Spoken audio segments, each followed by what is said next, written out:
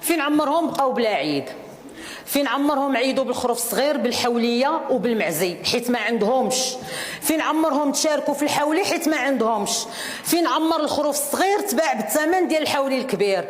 المغاربه هذا العام السيد الوزير عيدوا بالحوليه اللي ضاره. سيد الوزير علاش تخليتوا على المغاربه وخليتوهم منهم للشناقه؟ لا حنين لا رحيم لا متابعه في الاسعار، وما دخلتوش في الاسعار المهوله اللي وصلها الحوليه مات العيد. علاش المغاربه ما لقاوش الحولي اللي نهار العيد؟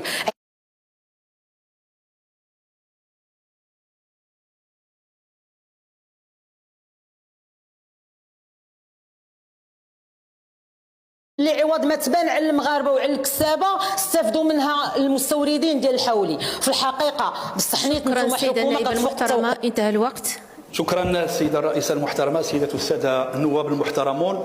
فكما كتعرفوا بان هذا القطاع ديال التربيه الماشيه كيواجه عده اشكاليات هذه عده سنوات، هذه السنه الثالثه على التوالي، والمواجهه لهذا الاكراهات قامت الحكومه يعني بشكل مستمر بدعم الاعلاف والحفاظ على مجانا على صحه القطيع وفتح الاستيراد، وخصوصا التدابير ديال البرنامج تحضير العيد الاضحى مع دعم الاستيراد.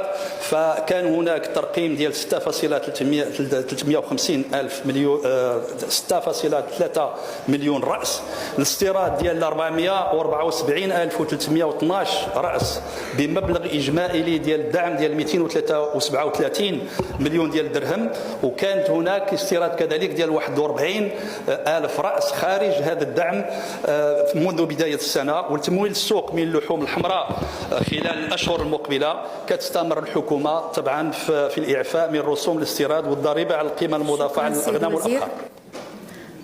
هل هناك من تعقيبات إضافية في هذا الموضوع؟ المحترم صرحت قبل قليل على أن هذه السنة الثالثة اللي تتعرف مشاكل، وصرحت السنة الماضية بأن هذه السنة غتكون استثنائية للدعم، ثم هذه السنة صرحتم بنفس الكلام. طبعا بصراحة وبعيد على كل مزايدة، وزارة الفلاحة هذه 18 عام وهي في نفس اليدين. ماذا وقع؟ أين هي الاستباقية اللي المفروض تكون باش نتقدموا؟ وشكون المستفيد من الدعم؟ فين وصلنا مع ذاك الجمعيه المعلومه اللي عندها علاقه بهذا الشيء هذا كله؟ الكساب الاجنبي هو اللي تندعمه في الحقيقه حاليا، لانه اصبح تيبيع بسهوله القطيع ديالو. هذا الملاير الدعم كان يمكن لها تمشي الفلاح المغربي، وطلبنا هذا الشيء اكثر من مره. تنقول له ودي بالمناسبه في الوقت كوفيد هذاك اللي ضاعت له 300 تراس من القطيع ديالو ندعموه ب 150. شكرا. اللي داز كان فعلا استثنائي، ارتفاع غير مسبوق في أثمنة الأضاحي، غياب الوفر في العرض وفي الجودة، وبالتالي كانت معاناة للمواطنين. بالرغم من التدابير اللي اتخذتها الحكومة لتأمين وفرة العرض في الأسواق، إلا أنه مع التأخر في منح التراخيص للمستوردين واقتراب موعد عيد الأضحى كان هناك ارتفاع في أثمنة الخروف في أوروبا وخاصة في إسبانيا، اللي رجعت تدرك تماما أهمية هذا العيد لدى المغاربة. لذلك السيد الوزير المحترم، إذا كانت الضرورة تستدعي الاستيراد في السنة المقبلة وتفاديا لتكرار مواقع هذه السنة، فإننا نقترح اتخاذ إجراءات استباقية خاصة على مستوى فتح التراخيص على بعد أشهر كافية من موعد العيد. كما نقترح تنويع الموردين لكي لا يكون حكرا على دول دون أخرى، وباش يتمكن المواطن المغربي. والمضاربات، لكن السيد الوزير حنا لا نشكك في النزاهه ديالكم والكفاءه اللي كتدبروا بها القطاع.